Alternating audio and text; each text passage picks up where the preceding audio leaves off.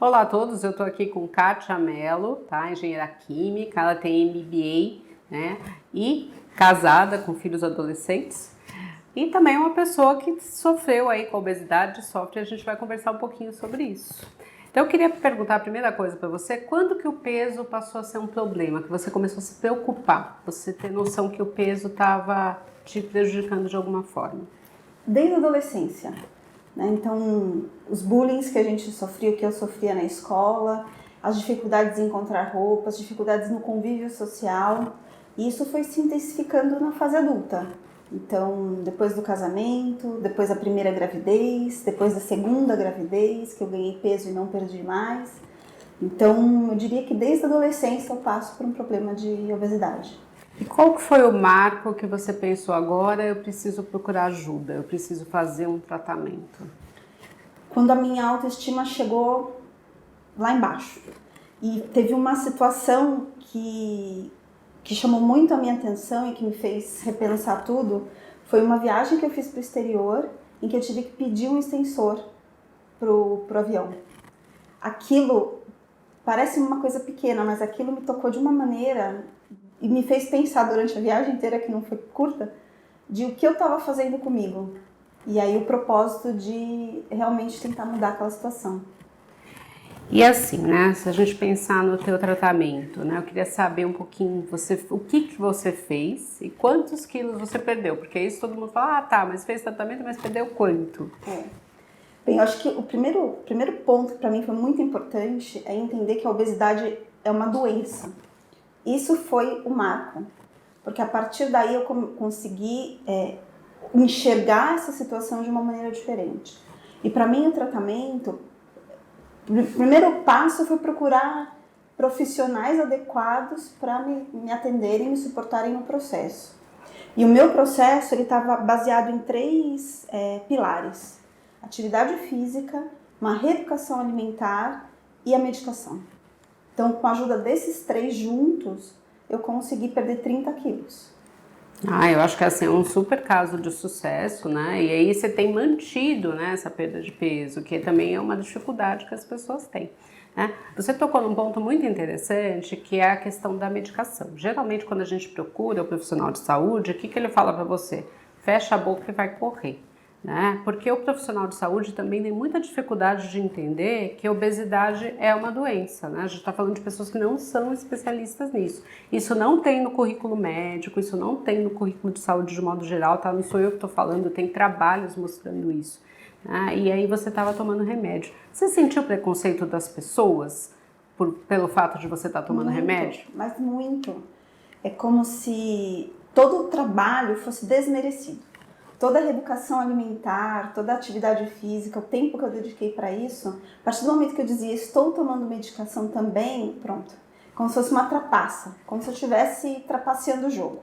Então, várias pessoas dizendo assim, ah, mas puxa, remédio? Ah, é remédio, né? Com remédio é mais fácil, né?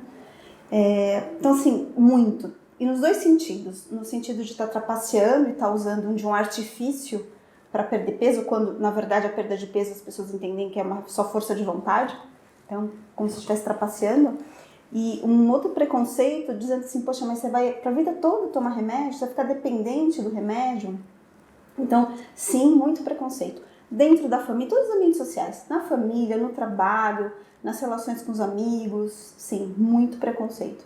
E foi um trabalho interno para mim também, porque eu venho também dessa sociedade. A gente está dentro disso. Eu estou dentro disso, então para mim também foi uma reorganização interna de realmente utilizar o remédio como um dos fundamentos, um dos pilares para que eu perdesse peso. Isso também foi um trabalho interno.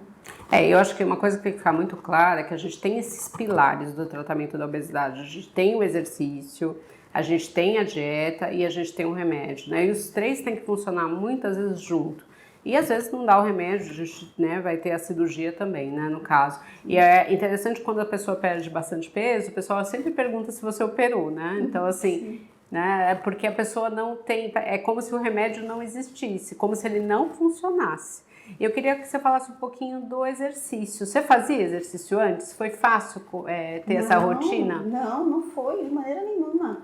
para mim foi terrível no começo, de ser disciplinada, porque muitas vezes eu comecei a fazer academias e parava, então eu não tinha disciplina, eu não tinha rotina. A hora que entrou na rotina ficou mais fácil, mas hoje já é algo que me dá prazer, eu gosto de fazer, eu sinto falta quando não faço, mas no começo era muito, muito ruim. Eu lembro que no começo o meu exercício, cheguei a pesar 100 quilos, então o meu exercício era sentar e levantar de uma cadeira, porque eu não conseguia fazer nada além disso. Então, tinha também a vergonha de estar num ambiente, numa academia, de estar num ambiente que todos ali estão trabalhados, não estão com um corpo melhor. Então, eu também me senti envergonhada de estar ali. Então, eu diria que foi um desafio por todos os lados, psicologicamente, fisicamente, mas não foi fácil, mas deu certo. Assim, consegui engatar uma rotina física adequada. Eu fazia, no final do tratamento eu fazia 3 vezes por semana uma rotina de musculação para intensificar músculos e 2 vezes por semana uma rotina de aeróbico. Toda semana era isso? Poxa, não, às vezes não dava, mas era o meu desafio, era meu goal, era o meu objetivo, 5 vezes por semana de uma maneira prazerosa, sem ter aquela neura de ficar assim, muscular, com músculos, bombada, nada disso. É realmente o prazer, e isso deu certo. Eu acho que isso é interessante, às vezes as pessoas não entendem também a dificuldade de colocar uma roupa de exercício, porque é difícil até achar roupa. Né? Eu achei muito interessante que uma marca lançou uma coleção plus size lá em Londres, e aí eles colocaram na vitrine a manequim com a roupa plus size e gerou uma revolta nas pessoas que passavam na frente da vitrine. Imagina, era uma manequim com a roupa e as pessoas ficaram revoltadas com uma marca de ginástica ter uma roupa plus size. Então, assim, imagina, essa pessoa entra na academia ou ela vai num parque, todo mundo olha, né? E olha com, assim, tipo, nossa, o que essa pessoa tá fazendo aqui? Né? Você não tem essa empatia, né? Não entende. E às vezes até o médico não entende por que a pessoa não vai fazer exercício. Aí a hora que você vai conversar, você vai entender a dificuldade que é realmente estar ali na frente, estar exposto, né? E é o que você falou, quando você está com muito peso, né, vai ter uma dificuldade de qual exercício fazer, né, e também de como, né, o que eu consigo, de ter dor, então tem que tomar muito cuidado para não se machucar, né? Então isso é importante. E eu queria te perguntar do papel da família no seu tratamento, né? A gente sabe que muitas famílias não apoiam, né? Então assim, é muito mais difícil quando a gente não tem o apoio dos familiares, né? Então, qual foi o papel disso? E você acha que é importante ter essa família ou você acha que tem que ser uma coisa sua, uma decisão sua? Eu acho que tem que ser uma decisão da pessoa, interna. Começa de dentro para fora. No início, a família não apoiou 100%. Muito pelo contrário, acho que eles duvidavam de que fosse possível. Eles duvidavam de que eu fosse conseguir. E os sabotadores estavam por todos os lados. Então, é impressionante. Eu tinha minha rotina de reeducação, mas por todos os lados tinha sempre o convite da pizza, tinha sempre o convite. Mas por que não? É só hoje, mas é só hoje à noite. Então, quarta-feira, vamos comer uma pizza? Não, hoje não quero, não vou. Não, mas por que hoje é pizza? Não, deixa, mas você está reeducando. Você pode fazer isso depois. Então, assim, os sabotadores estavam por todos os lados, inclusive na família.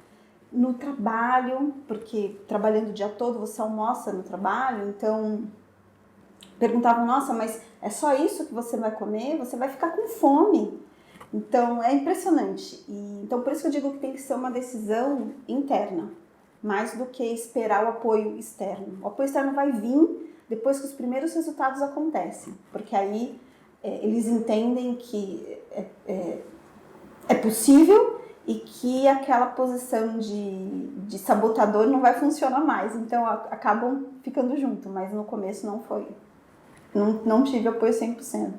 Eu acho que isso é uma coisa importante, né? Tem que ser uma coisa sua, né? Porque aí você se blinda dos sabotadores, como você falou. E eu sempre falo para os meus pacientes que a pior coisa que tem é você falar para as pessoas que você está fazendo tratamento para perder peso.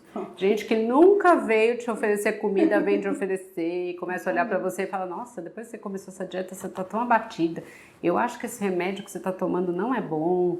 Ah, só hoje, só um pouquinho. Nossa, mas você vai fazer exercício hoje com esse tempo? Dorme mais um pouco, eu acho que você está ficando muito cansado, muito cansada. Então, assim, o que eu falo para os pacientes? Não fala que você está fazendo tratamento para perder peso. Fala que você está com uma gastrite horrorosa e que você não pode comer nada. Acaba o assunto. A hora que você fala que está dieta, você começou o assunto.